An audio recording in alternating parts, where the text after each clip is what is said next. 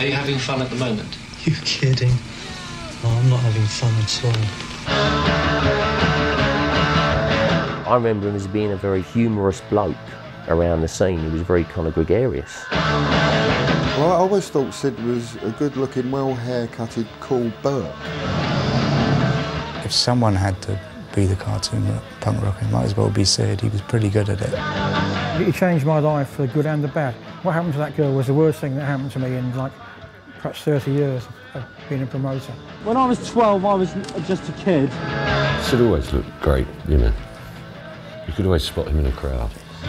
When I was 13 to 15, I was a skinhead. He was one of those people who takes your breath away. You would gasp at the beauty, and he's, you know, you would say, you know, he burned your eyes. He was so beautiful. From 15 to 20, I've been a punk. Anyone who thinks he was just this moron who was sort of like screaming around, beating people up, it's just nonsense. It was just an image. What was the next question? He was quite cuddly, really, you know. You just wanted to know, oh, Sid, come on, leave it out, mate. Just one great fat pimple on the arse of punk. I see Sid as more as an artist than anybody else I'd probably ever worked with in the music business. He just pinned me against the wall. Never take a picture of me unless I say so. Well, that's untenable, so I just kept out of his way from there on. Sid couldn't play bass, I mean, who gives a shit? But you just keep talking to the girls. He didn't care. That was the thing about him. I don't think he could have fitted in. He just felt the rules and life were foolish and petty. That's what the Pistols were about. They go as high as they could, explode and leave a lot of debris.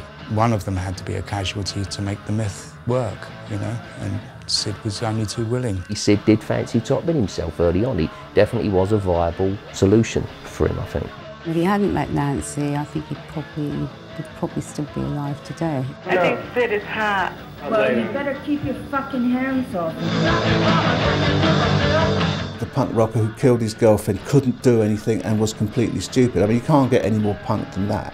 Sid was somebody who didn't think of the consequences. We're talking about somebody who died at, like, what, 22 years old? I mean, way too young. He didn't have a life. Where would you like to be? Under the ground.